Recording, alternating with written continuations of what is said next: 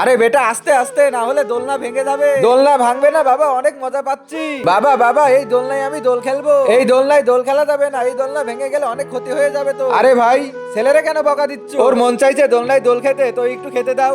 ভাইয়া, ও দোলনায় বসলে সত্যি কি দোলনা ভেঙে যাবে না? না না ভাইয়া, ভাঙবে না, এটা আমারই দোলনা। চল বেটা বস। এই দুইটা ছবির মধ্যে যে কোনো একটা ছবিকে ভালোবাসলে লাইক এন্ড সাবস্ক্রাইব করো। আমি জানি দুষ্টু ছেলে মেয়েরা লাইক সাবস্ক্রাইব করবে না। বাবা, আমি একে বসতে দিব না। আরে বেটা, কি হয়েছে? ভাইয়াকে কেন বসতে দিবে না? বাবা, তুমি কি জানো আমি যখন বৃষ্টিতে ভিজেছি আর অসুস্থ হয়ে গেছিলাম? আমার কাছেও যদি এমন একটা ছাতা থাকতো তাহলে আজ বৃষ্টিতে ভিজতে হতো না। বৃষ্টি চলে এসেছে, একটা কাজ করি, আমি কি আমার ছেলেকে নিয়ে আসি? আরে বেটা, আমি তোকেই নিতে আসছি, তুই তো ভিজে যাসনি। না বাবা, আমি ভিজেনি। তুই তোর ছাতা বন্ধ কর আর আমার ছাতির নিচে আয়। ভাইয়া, এই ছাতাটা আমাকে দিয়ে দাও না, তাহলে আমি বৃষ্টির পানি থেকে বেঁচে যাব।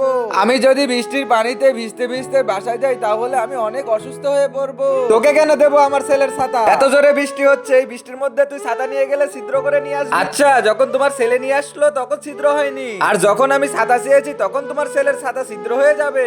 আমার ইচ্ছা, আমার ছাতা তোকে দিব কি দিব না, তুই কেন জ্ঞান দিচ্ছিস? যা এখান থেকে।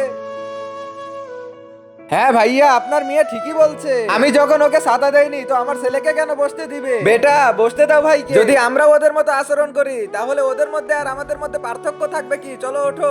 আয় বেটা, এখানে বস। يا رب العالمين الله الله